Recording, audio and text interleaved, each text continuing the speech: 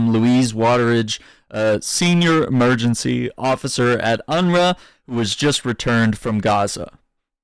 A few days and weeks ago, the people were being crushed to death waiting for food, for flour, and children have now started freezing to death because they don't have enough shelter items.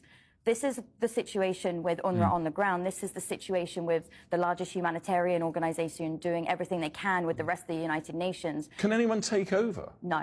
Right. It's no one as can do simple as that. that. And Okay. you can't imagine. Yeah, and they got rid of UNRWA. Bad now, how awful will it be in won't let a 'em few in. weeks or in a few months if they cease to operate working with UNRWA? Is this genocide? Yep. I'm not a legal expert. That's not for me to be able to say, but I can tell you what I see. We see children being killed every day. We see people Check. without food. We see Check. people without access to clean water on a Check. daily basis. Disease is spreading. Check. We saw polio return. That Check. was eradicated after 25 years. It's endless. The horrors are endless. I have to put to you what the Israelis say to us, which is that Hamas is using hospitals as shelter. Have you seen, or do you have any evidence that that is the case? We have heard these accusations continuously throughout the war, that schools and hospitals are being used In churches, right? for military Oh, reasons. yeah.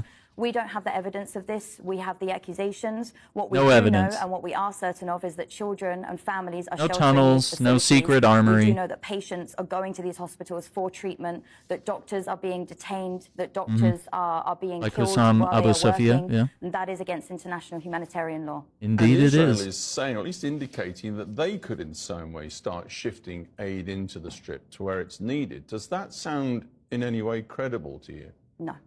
Why? It does not. It's a complete haven't done it. risk to the population on top of what they're already facing. It would be unacceptable for anyone but the humanitarians on the ground. They're a party of the conflict. We cannot have a party of the conflict responsible for the humanitarian response for 2 million people. Yep. Women, children, they're dying every day now because they don't have the simple items that they need, the medicine, the food, the shelter.